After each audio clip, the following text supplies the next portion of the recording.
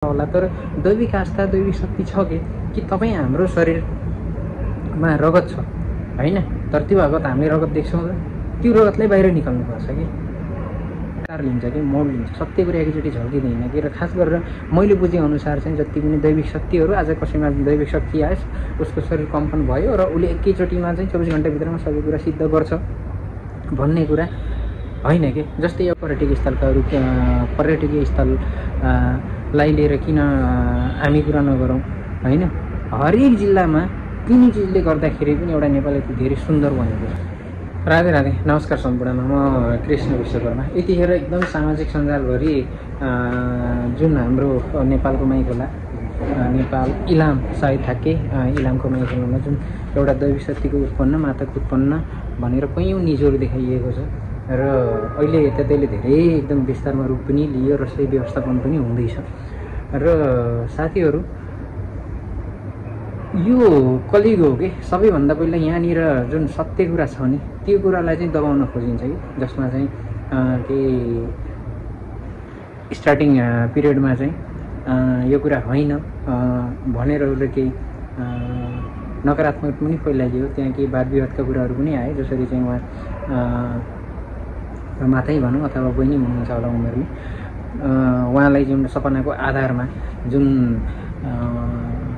एउटा त्यहाँनिर मेरो शिला छ भन्दा चाहिँ जसरी चाहिँ पञ्चकन्या माताले भन्नुभयो र त्यो कुरालाई सुरुमा जुन व्यक्तिले आस्था राखेको छ त्यहाँ कहीँ गुरुजनहरू अथवा कोही तन्त्रविद्या जान्नुभएका अन्यजनहरू पनि पुग्नुभयो, धेरैले सत्य पनि भन्नुभयो, कतिले चाहिँ अलगै अलगै विचार पनि दिनुभयो होइन। र धेरै दर्शनार्थी पनि त्यहाँ आउनुभयो। तर आज मात्रैको न्युज त्यहाँ चाहिँ व्यवस्थापन गरेर जुन मातालाई चाहिँ सही व्यवस्थापन गर्ने भनेर स्थानीय सरकार सबै मन्दिरहरू भव्य तरिकाले त्यो मन्दिरलाई गरिएको छ। र सबैभन्दा पहिला मेरो व्यक्तिगत विचार के हो भन्दा साथीहरू, कि हाम्रो देश एकदम बढी तीर्थस्थल र साथसाथमा आस्थाले भरिएको देश पनि हो र देवभूमि तपोभूमि भनेर हाम्रो देशलाई त्यसै भन्दैन। र हाम्रा कैयौँ मठ मन्दिरहरूलाई लिएर हेरौँ, सायद हाम्रो हरेक जिल्लाले हरेक ठाउँबाट प्रत्येक जिल्लाबाट कुनै न कुनै एउटा भनौँ न एउटा एट्र्याक्टिभ, चाहे एउटा मन्दिरको कुरा किन नहोस् या अन्य, अब त्यो कुरा सत्य थियो र सत्यले यतिकन ढिला भयो। तर त्यहाँनिर जुन पाथिभरा मातासँग जोडिएका कुराहरू पनि आए, अन्य सत्यदेवीसँग जोडिएका कुराहरू पनि, त्यहाँ घुम्ने फिर्ने अन्य देवी देवताका पनि कुराहरू पनि आए। त्यो सत्य कुराले हरेकचोटि चाहिँ एउटा हामी मनुष्यहरू पनि जन्मिन्छौँ र जन्मिसकेपछि चाहिँ एउटा बच्चालाई बोल्नलाई पनि कति समय लाग्छ होइन। एउटा शरीर कम्पन हुने एउटा छुट्टै विषय हो, जहाँ एकजना सायद नेपालकै अन्य कुनै माता आउनुभएको थियो, उहाँले एकदम सही कुरा गर्नुभएको थियो कि दैविक शक्तिको लागि शरीर कम्पन हुनैपर्छ र चाहिँ हामीले नै गर्नुपर्छ भन्ने कुराहरू पनि छैन। जसले चाहिँ सिद्धि प्राप्त गरेको छ, तप गरेको छ, उसले पनि दैविक शक्तिद्वारा देख्न सक्छ। र यो कुरा हो पनि कि अब शरीर कामले नै बोलेका कुराहरू सत्य हुन्छन् भन्ने कुरा पनि छैनन् यहाँनिर होइन। र तपाईँ हामीले देखेको पनि छौँ, सायद धेरैका हामी लगभग चाहिँ नेपालका लगभग धेरै जनसङ्ख्याले त चाहिँ कुलपूजा गरेकै छौँ होइन। अब कतिले नौ दुर्गा पूजा गर्नुहुन्छ, कतिले कालरात्रि गर्नुहुन्छ, कतिले चाहिँ एउटा देउली पनि भनिन्छ कुलपूजा गर्नुहुन्छ होइन। र त्यो कसैलाई पनि चाहिँ आफ्नो देवी देवता अथवा इष्ट देवताहरूको चाहिँ कृपा अनुसार शरीर कम्पन हुन्छ भनेपछि व्यक्तिले एकैचोटि सबै कुरालाई सिद्ध गर्दैन, किनकि उसको साथमा उसलाई सही बाटो देखाउने गुरु चाहिन्छ। र प्लस अथवा यसले चाहिँ मेरो सेवासम्म खान अथवा चाहिँ मेरो विधिमा चल्न सक्छ कि सक्दैन भनेर भगवान्को परीक्षा पनि हुनसक्छ होइन। हामीले कैयौँ चिजहरू पाइन्छ कि कसैको शरीरमा चाहिँ देवता आउनुभयो, 2-4 दिन शरीर कम्पन हुन्छ, अनि पछि त्यसपछि हरायो, अनि फेरि होइन यसमा त अन्य कुनै चिज थियो भन्ने चिज पनि आउँछ होला होइन। त्यसमा साइन्सको बाटो छुट्टै छ होइन। अब हाम्रो 5 भौतिक शरीर छ होइन। हामीले एउटा आँखाले अर्को आँखाले देख्न सक्छौँ त, अथवा हाम्रो आँखाको नानी कस्तो छ भनेर हामीले पक्कै पनि ऐनामा त जानै पर्यो। आफ्नो शरीरको रगतलाई चाहिँ अवलोकन गर्नको लागि शरीर बाहिर आउनै पर्यो नि त। र सबैभन्दा पहिलो कुरो यो आस्थाको विषयमा सबैले मान्नुहुन्छ मान्नुहुन्न एउटा छुट्टै बाटो हो। तर ढुङ्गामा पनि भगवान् भेटिन्छ र किनकि त्यो प्रकृति पनि हुन्छ होइन। त्यो सब चिजको लागि सबैभन्दा पहिला साथीहरू मनमा आस्था हुनु पऱ्यो नि त भगवान्लाई। सबैभन्दा पहिलो कुरो यो मेरो फेरि व्यक्तिगत विचार है साथीहरू, मैले चाहिँ कसैलाई तपाईँले यस्तो गर्नुहोस् यस्तो गर्नुहोस् भनेर भन्न खोजेको होइन। तर त्यसको लागि मनमा आस्था भयो भने त अटोमेटिकली उसले उसमा कुनै न कुनै चिजको सन्तुष्ट पाउँछ नि त। तपाईँ हामी मन्दिर गइन्छ केका लागि गइन्छ? मन्दिरमा जाँदा बित्तिकै हामीले त्यहाँ सबै गरी एकैचोटि जीवनलाई सार्थक त हुँदैन, तर मन्दिर किन गइन्छ? किनकि त्यहाँको इन्भाइरोमेन्टले, त्यहाँको एउटा आस्थापनले हामीलाई शान्ति दिलाउँछ होइन।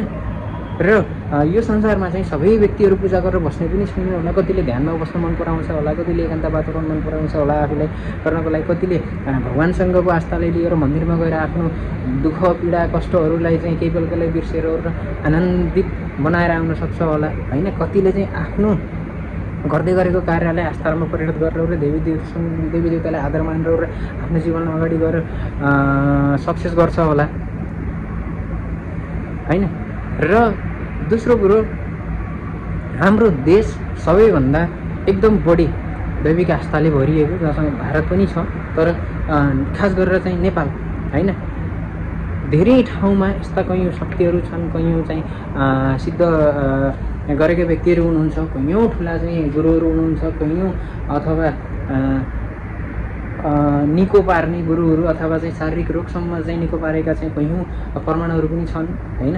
तसर्थ यिनी चिजलाई चाहिँ तपाईँ हामी मिलेर संरक्षण गर्नुपर्छ जस्तो लाग्छ कि, र गर्ने पनि पर्छ। किनकि सिम्पल सी कुरो, आज म अर्घाहाँसीवासी हो, अर्घाहाँसीवासी सुपाको मन्दिर अर्घाहाँसीले चिनाउने भनेकै सुपा होला, र अथवा अन्य पनि धेरै मालारानीका सिद्धलाई लिएर हेरौँ, हाम्रो छत्रको महाराजलाई लिएर हेरौँ, अन्य सिमानामा जोडिएका तीर्थस्थललाई लिएर हेरौँ होइन।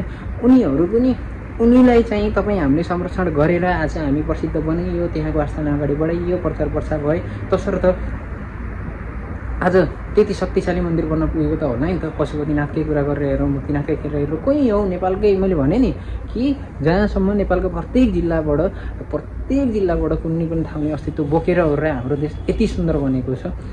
तसर्थ अहिले स्टार्टिङ पिरियडमा जे जस्तो भए तापनि अहिले त्यसको व्यवस्थापन भइरह्यो र त्यहाँ सायद अगाडि त जहाँसम्म मलाई लाग्छ त्यो एउटा भव्य स्थल नै बन्छ, एउटा ठुलो मन्दिर नै बन्छ। कैयौँ शक्तिहरू अझै त्यहाँ खुल्छन्, जुन चाहिँ गुरुहरूले बताउनु भएको छ अथवा त्यहाँ आएर दैवी शक्ति प्राप्त गर्नुभएकोले बताउनु भएको छ। तसर्थ तपाईँ हामी एउटा सनातनी, एउटा धर्मको विषय छुट्टै, आफ्नो आस्था आफ्नो ठाउँमा छ होइन। हिन्दुत्व छुट्टै विषय छ होइन। तर कुनै चिजको उत्पन्न भइसकेपछि त्यसको जसरी व्यवस्थापन हुनुपर्ने थियो र के सत्य थियो के गलत थियो भन्ने कुराहरू चाहिँ प्रशस्त मिडियाहरूले पनि देखाइराख्नु भएको छ। र खास गरेर यो हामी कलियुगमा छौँ र सायद द्वापर सत्य हुन्थ्यो भनिसकेपछि चाहिँ यति धेरै माथि कुरा जाँदैन थियो होला होइन। किनकि त्यो खालको इन्भाइरोमेन्टमै छैन होइन। सत्य कुरालाई सबैभन्दा पहिला पन्छाउन कोसिस गरिन्छ, यो तपाईँलाई थाहा भएकै कुरा हो। तसर्थ एकदम अहिलेको समयमा चाहिँ त्यहाँको वातावरण जसरी चाहिँ अब हामीले न्युजहरूबाट देखिरहेका छौँ, एकदम राम्रो वातावरण देखिरहेको छ र हामीले कसैलाई जज गर्न सजिलो हुन्छ, तर चाहिँ उसले एक्चुअलमा के भोगेको छ, उहाँको शरीर कम्पन भइरहेको छ, पक्कै पनि चाहिँ उहाँहरूलाई केही न केही त्यो समयमा त गइसक्यो कारणले गर्दाखेरि थाहा हुँदैन होला, तर इभन पछि त उहाँको शरीरले पनि धेरै कुराहरू भोग्नुपर्छ होला होइन। कोही चिजहरू पनि हुन्छन् होला। तसर्थ तपाईँ हामीले आस्था आफ्नो छुट्टै ठाउँमा छ, तर संरक्षण गर्ने चिजलाई गर्नुपर्छ भन्ने मेरो धारणा। राधे राधे।